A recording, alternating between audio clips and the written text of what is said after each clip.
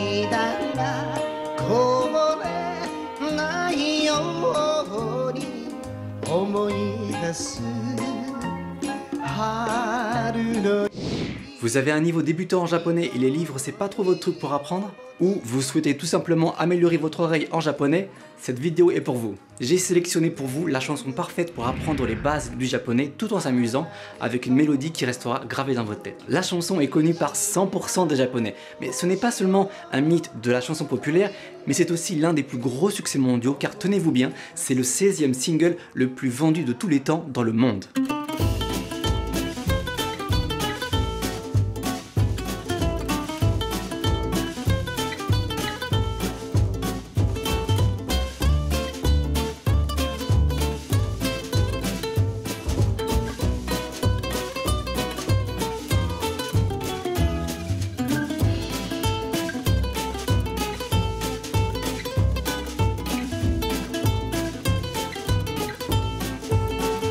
Bonjour à toutes et à tous et bienvenue dans le Bento de Samy pour vous rendre le Japon et l'esprit nippon toujours un peu plus proches. Sur cette chaîne vous trouverez un large panel d'informations sur le Japon, sa société, le travail au Japon, la vie quotidienne, mais aussi l'apprentissage du japonais via une méthode unique via les dramas, la musique ou les animés et aussi quelques vidéos de grooming inspirées du Japon. Donc si vous êtes nouveau, pensez à vous abonner. Avant de commencer, un peu de contexte. La chanson que nous allons étudier s'appelle Ue o Muite Aruko, littéralement je marche en regardant le ciel. En Occident, elle est plus connue sous le nom de sukiyaki, un plat japonais qui n'a rien à voir avec le titre, mais qui était plus facile à prononcer à l'époque. Le chanteur, lui, s'appelle Sakamoto Kyo, et on dirait pas comme ça, mais c'est une légende de la chanson populaire au Japon. Il a en fait eu le même succès et destin tragique que notre Balavoine français, à savoir un succès fulgurant dans les années 80, suivi d'une mort tragique dans les airs en 1985 à 43 ans, dans l'un des pires accidents d'avion de l'histoire mondiale. Et tout comme Balavoine, ces chansons sont régulièrement reprises aujourd'hui pour leur côté universel et fédérateur. Juste pour info au passage, vous êtes en train de regarder la version courte sur Facebook. Pour voir la version longue, merci de vous rendre sur ma page YouTube, le Bento de Samy, indiqué dans la description. J'ai hésité à choisir un autre drama pour commencer l'apprentissage pour débutants, mais finalement j'ai opté pour cette chanson parce qu'elle comporte un bon nombre de points de base de japonais et puis aussi un bon vocabulaire pour commencer. Alors oui, c'est pas de la J-pop moderne, mais tout le monde l'adore en général. Cette chanson est d'autant plus spéciale à mes yeux car j'ai eu la chance, il y a quelques années, d'être invité par la ville natale de Sakamoto Kyo pour y interpréter cette chanson dans un spectacle de magie pour lequel j'avais été engagé. Quand on commence l'apprentissage d'une nouvelle langue, il y a plusieurs approches. Certains vont aller apprendre les dialogues de base, d'autres vont apprendre du vocabulaire à n'en plus finir, ou d'autres encore vont juste apprendre des phrases par cœur. Pour moi, le meilleur moyen reste l'apprentissage avec un support ludique passif dans lequel vous oubliez en quelque sorte l'apprentissage de sorte qu'il en devienne presque secondaire. Il s'agit en fait que votre cerveau se focalise moins sur l'effort mais plus sur le plaisir. Et on sait tous qu'on fait toujours quelque chose mieux avec du plaisir, non? Et là, la musique vous apporte encore une double dimension, car non seulement elle vous force à tendre l'oreille pour décortiquer les paroles, mais aussi elle vous permet de ne pas vous cantonner à un japonais trop scolaire avec des mots plus ou moins allongés. Pour des raisons pratiques, j'ai préféré mettre le clip dans une vidéo à part qui se trouve dans le lien dans la description. Cette vidéo s'adressant aux débutants, je suis obligé de passer un certain temps sur les fondamentaux et je me suis vite rendu compte qu'elle serait un poil long, donc j'ai décidé de la diviser en deux parties. Donc si vous voulez voir une partie 2, dites-le moi en commentaire. Ok, on commence tout de suite avec le premier extrait.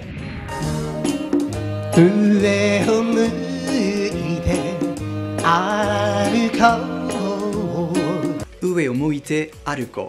Alors 4 mots dans cette première phrase. Alors le premier mot à gauche est ue, ue, et veut dire en haut ou au-dessus.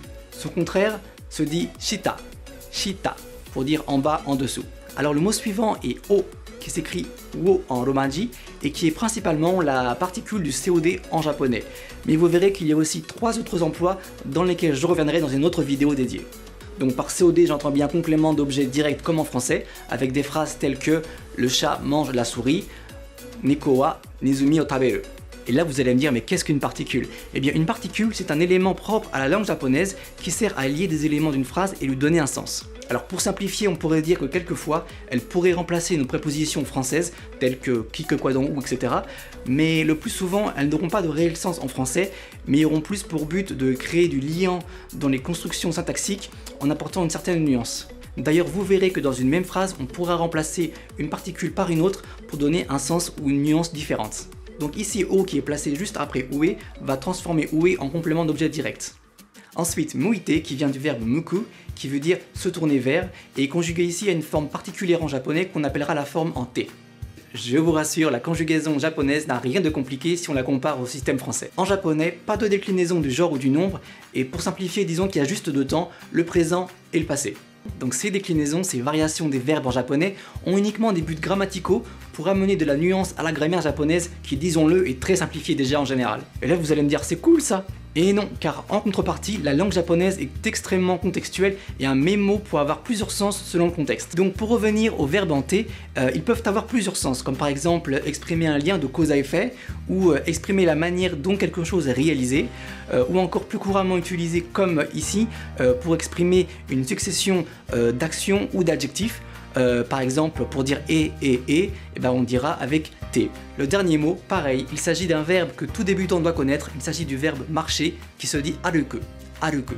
Ici encore, le verbe est décliné dans une forme au nom un peu barbare, la forme volitive. Pour faire simple, en gros, c'est une forme qui permet d'exprimer une volonté personnelle ou collective, un peu comme l'équivalent en anglais de let's go.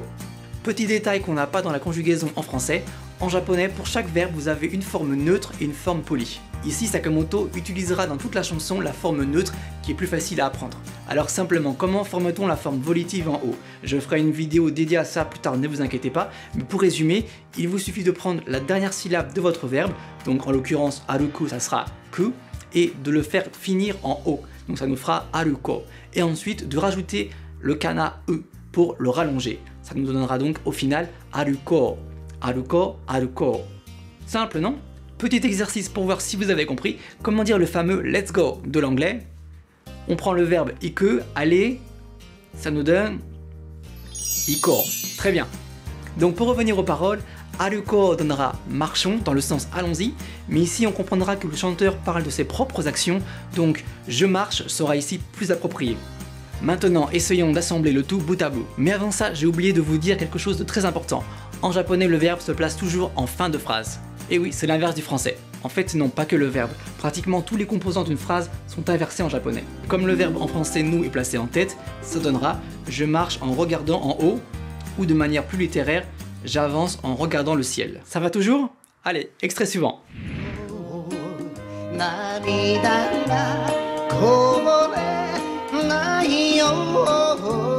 Namida ga koborenai yoni. Ce passage est encore une fois une très bonne phrase pour les bases. Vous avez une particule du sujet et une négation. Le premier mot est namida, qui signifie une larme, ou plutôt des larmes, car vous savez en japonais, il n'y a ni genre ni nombre. Pratique, certes, mais très déconcertant au début car il faut tout décoder par rapport au contexte. Ga, ensuite, est la particule du sujet, à apprendre par cœur dans vos bases en japonais.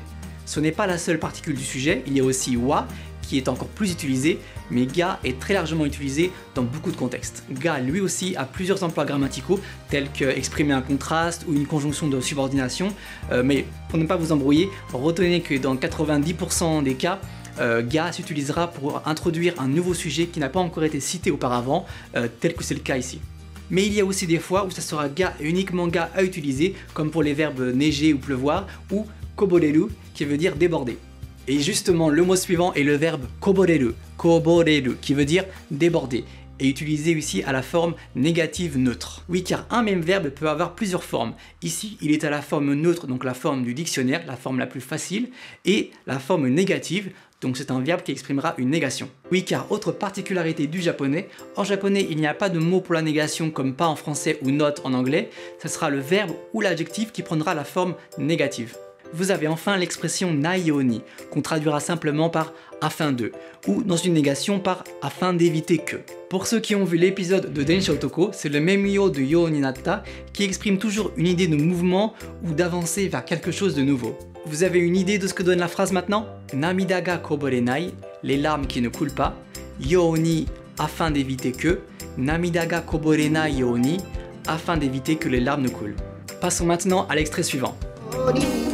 思い出す春の日思い出す春の日 omoidasu haru no hi. Vous vous souvenez quand je vous disais que les verbes étaient généralement en fin de phrase en japonais? Et bien ici c'est l'exception qui confirme la règle, car le verbe est en début de phrase, style assez courant dans les chansons au Japon. En effet, Sakamoto aurait très bien pu dire haru no hi o omoidasu, mais ici omoidasu haru no hi donne un style plus littéraire à la phrase. Mais bon, retenez qu'en général on dira haru no hi o omoidasu. Donc le premier mot omoidasu est bien un verbe car il se termine par ou comme beaucoup de verbes en japonais et il veut dire se rappeler.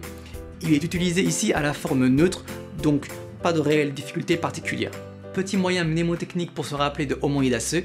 Omoi signifie les pensées et dasu sortir quelque chose. Donc c'est littéralement le fait de sortir les pensées qui vous fait rappeler quelque chose. Attention à ne pas mélanger avec le verbe oboeru qui est souvent confondu et qui a pour sens retenir une information ou apprendre quelque chose.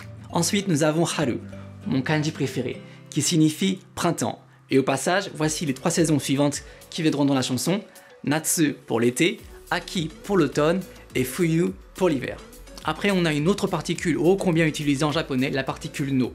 On dénombre pas moins de 4 emplois différents de la particule no selon les contextes, mais ici c'est le cas le plus utilisé, qu'on pourrait traduire par a, o ou de en français, ou tout simplement pour exprimer un rapport d'appartenance entre deux noms. Voici un petit exemple concret. Dare no hon nano? Boku no hon desu. Bien sûr, dans rapport d'appartenance comme je l'aime à l'appeler, il faut comprendre que c'est très souvent une appartenance abstraite. Vous l'aurez compris, le sens final de la phrase donne donc se rappeler du jour d'été en littéral, ou en plus littéraire, en se rappelant des jours de printemps. Et pour finir, le dernier passage.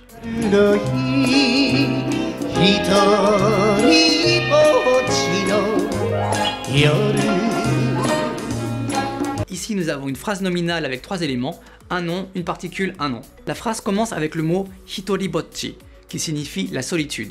Attention à la prononciation.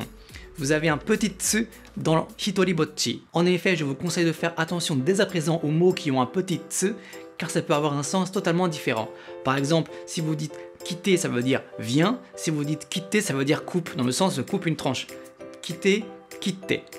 Hitoribotchi, qui n'existe pas, et hitoribotchi. Hitoribotchi, hitoribotchi. Vous avez saisi? Ensuite, nous avons de nouveau la particule no qui a exactement la même fonction qu'avant. Et comme beaucoup d'autres mots japonais rattachés à no, hitoribotchi qui est rattaché à no aura un sens différent mais similaire qui veut dire tout seul. Et pour finir, le dernier mot, yoru, qui veut dire le soir ou la nuit. Ça donne donc au final hitoribotchi no yoru. En français, une nuit tout seul. Parfait. Facile, non?